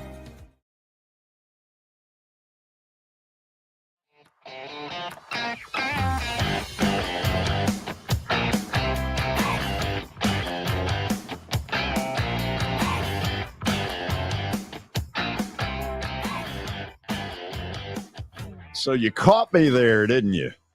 That was Billy. my bad, George. Billy, what happened there? I don't know. Sometimes the producer makes a mistake. Do we have is feedback our best friend at the moment? I think it is, George. So I know that that Jeff Pennington is out there in the hinterlands. I just saw him a minute ago. He's very down about the fact that he went 0 for 4. That's a rough week. Last week. So I sent him a text earlier today that just said, let's see. He said, text me when you're ready. Let's do that. Let's just say we're ready. And these are 2 tough ones. And they really are. I mean, it's easy to imagine a Super Bowl with any of the 4 matchups. You know, it's like you can see it. It's very easy to conceive of, like, okay, I could see Philadelphia and Cincinnati. Or I mean, it's tough. There's not a clear cut here. No, this is hard. And I don't know. Do we want to go to mine first? Let's do it. Let's do it. Okay. Mixing it up a little bit. Yeah. So here's what I've come up with. And look, I don't feel nearly as confident as I did a week ago. So just know that. I've added a third one, which is TCU is only like a 1.5 point favorite at Mississippi State. And nothing against Mississippi State, but I have become a big TCU person. I don't think Mississippi State is very good on offense, and I think they'll really struggle in that basketball game tomorrow. That's SEC versus Big 12. Now, to the football. I'm going with everybody else, and I have flip-flopped on this one. You have. I'm going Philly. George, let me ask you this. Does the better play, and shoot, I don't know, but is the better play almost would be to tease San Fran up and say, okay, I just don't see a world where San Fran loses by more than 8.5? Yeah, and it might be. I mean, look, that could well be the play. And I guess there are certain people out there that the Vegas types will say, okay, I'm going to go Philly straight. And I'm going to tease up San Fran, and I'm going to see at halftime which one of them you like better. Yeah. You know, it's hard. Here's what's goofy. It is hard to imagine that San Fran gets blown out. Yeah, it is. As good as they are defensively, it's hard to believe they get blown out. Right. And as big of a game as it is, the only fear, though, in that is, and it doesn't seem, there's nothing in the past that have shown it, but you just fear, does Brock Purdy have that rookie moment game in Philadelphia? That's your only fear. He hadn't shown it, but that's always in the back of your head when you've got a guy like that, you know? And if you're betting Philly, and I guess I am, what you're kind of saying is, I'm going to believe that his level of effectiveness is not as good as the comfort level he has had out west in the Bay Area. Right. First of all, the Philly crowd will be nuts. And those people are crazy. You get up in the 700 level of Lincoln Financial, and they are nasty. Yep. That's as nasty a crowd as you will find in pro football. The other thing is, I would look for the Eagles to early try to rattle him, to get him out of this comfort zone that he's been in. I can't think of a time where he's been down 7-0 or 10-0. No. And all of a sudden had to face obstacles. Yep. That's what Philly believes they're going to get him in. Yep. I mean, you know, the fun thing about this game is it's the 2 best teams in the NFC. Even as a Cowboys fan, these are the 2 teams. You know, it's just going to be interesting because we've said all week, can they make Brock Purdy so uncomfortable? And I think that they can, but that's what we say every week. And Shanahan does an unbelievable job of putting him in really good situations and not exposing what could be some of his weaknesses. And so it's one thing to say it. It's another thing to do it. I think the Philadelphia crowd's going to play a big role. And I think it's going to be a heck of a game. I think you're going to see 2 really good offenses, but also, George, 2 really good defenses. I mean, I don't see anybody pushing anybody around. I think it's just going to be, really physical, kind of a bloodbath game. I think another thing we haven't talked about is this is a new spot for Philly. I mean, they're a fairly inexperienced team and deep into the playoffs. The 49ers have players that have been there. George Kittle, defensive players. They've got guys and a coach that has been in this spot.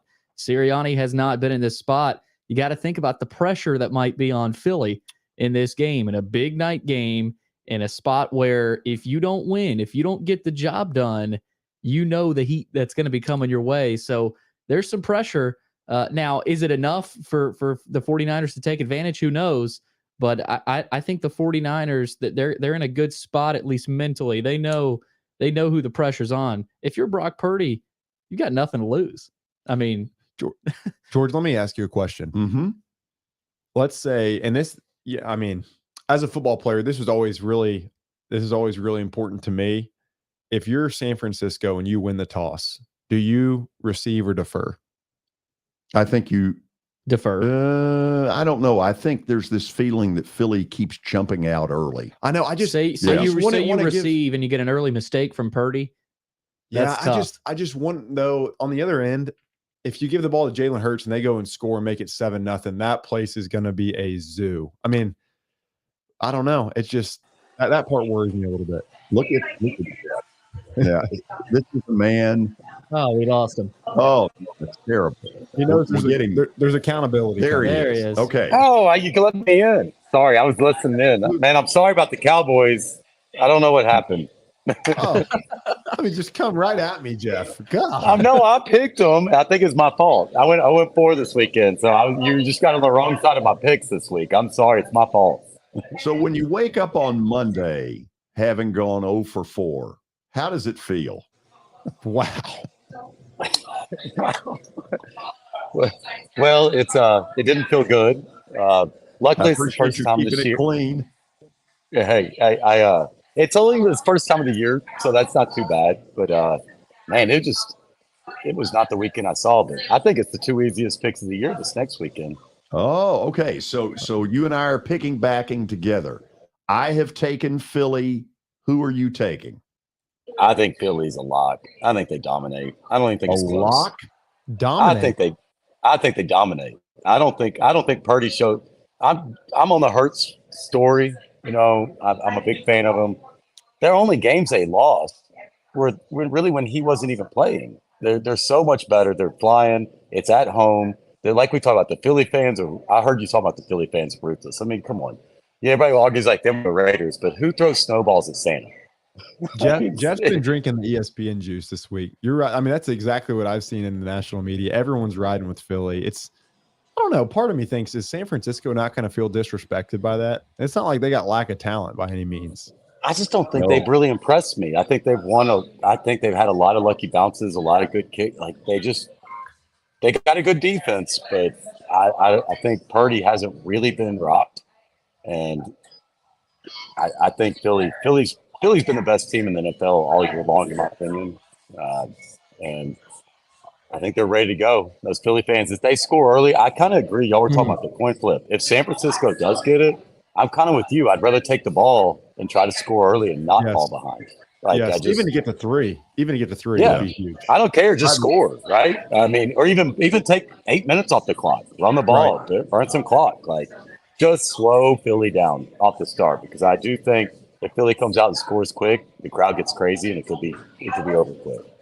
I don't think it's going to happen, but if the line were to go to Philly -3, you might see a different swing from the public. 2.5 to 3 is a big gambling number. Now, Jeff, I got a feeling you and I are going to disagree on game 2. Who do you like? Man, it's like I watched this. This is a tougher one, but I'm going Kansas City just because of Mahomes. Look at that! No way. I actually like Kansas City a lot. It's hard because I'm like scared of this Burrow kid. Like he's like the new Brady. He just does nothing but win. He just sits over with this like soft, baby face confidence. It's amazing, and he seems to win. But I think Mahomes, even with a bad ankle, he's gonna he's got a little revenge in him from last year. You know, coming in there and losing at the AFC Championship last year, they got more experience. I think they're getting some guys back. And I think actually the reason I've taken Kansas City, honestly, is I think the defense is better. I think both offenses are great. I think Kansas City's defense is better than Cincy's defense. Okay, let's and I am going Kansas City as well. Let me just say one thing. Yeah, Cincinnati has won the last 3, and I'll guarantee you in that Arrowhead locker room, that has been drummed into them. They're calling it Burrowhead now. Yes, I've heard that. But just remember one thing. There was a point a year ago in the AFC title game where KC led 21-3. Remember? Yeah. Oh, I do. And they took their foot off the gas. Yes, they did. They had a weird halftime, right before halftime, just scenario. They had that thing won, and they quit being who they were. Now, for can we talk just for a quick second about the real game this weekend? Let's talk about T-Gate. Tennessee and Texas. Good old Rocky Top. We're talking about T-Gate. T-Gate. We got old McElroy and Reed, the two whiniest PGA tours, actually paired together in Dubai tomorrow at 1:30 at 1:30 a.m. 1:30 a.m. I've actually recorded it. So George McElroy has been all over, Patrick Reed about LIV and all that stuff, and I think that Reed might have sued him. And then tell me where I'm wrong. And then the other day, Reed came up to shake his hand, and Rory had none of it. And Reed threw like a tee at him or something like that. It was Reed's got 60 lawsuits out against everybody. I mean, they've both kind of been babies of this whole thing. They've been the loudest ones on both sides, in my opinion. And when Reed went up and tried to shake his hand, which I don't know why he did that. But then we flicked the tee, and Rory's kind of a baby too. He just ignored him. And so I've got it recorded at 1:30 a.m. They tee off. They're paired up now. They're paired up. What network shows it? It'll be on Golf Channel. Golf Channel. So record it. Wake up early in the morning. Okay. I'm looking forward to how are they? Because these two were also probably one of the best Ryder Cup matches I've seen in the last 10 years. I mean, remember that Ryder Cup match, not this year, but the year before, when they were just banging long putts against each other. So they don't like each other. It's quite obvious. They're paired together, and then you got a live player in the lead as well. So Dubai's getting interesting. I'm a big golf fan, obviously. I can tell. I'm excited. I'm excited just because I know they don't like each other. It's as good as the match. Listen, I'm hoping you go 2-0 this weekend. Either way, have a good weekend. Hey, have a great weekend. Cheers, guys. Jeff Pennington from Pennington Distilling. Boy, I hope he's right. Okay, go ahead and put my record up because last night it wasn't tough. It wasn't anything to be ashamed of. I mean, no. God, when you miss by half a point, you're just sick. But here's the thing. At the payoff window, it's all the same. They don't care. No. There's no sympathy. There's no sympathy. We've had a tough little week. We're still floating right above 500. So let me again give you my 3 plays. I'm going 1 basketball, TCU on the road at Mississippi State. TCU's a 1.5-point favorite. I believe Mississippi State has no offense. We'll see if I'm right. The 2 football games, I'm going Philly minus the 2.5, and I'm going Kansas City minus the 1.5. And listen, this is a gamble. Yeah. Because at 4 o'clock or 4:30 on Sunday, if the tweets start coming out that Patrick Mahomes isn't what he said he was, look for that line to change in Cincinnati to be a 2.5, 3-point favorite. I can't wait. I don't think I've been as excited for 2 NFC and AFC championship games than I am these 4. It's the best 4 teams. And I think in the AFC, you got quarterback on quarterback. And in the NFC, you just got great team on great team. I think it's going to be fun. I think it's going to be a really, really fun Sunday. If we get blowouts, that's going to be the biggest letdown of all time. Because last weekend was bad. Yeah. That was bad. It's hard to believe that's going to happen, though. I don't think it's going to happen, but I'm just saying. I think the Eagles, there's potential there, but we'll see. All of you have a great weekend. Have a safe weekend. On Monday, we'll review what has gone on with the two NFC and AFC title games, and we will get a report from Bethune-Cookman and find out what went on in that Ed Reed story that has gotten crazy, crazy. Have a good weekend. Drive safe.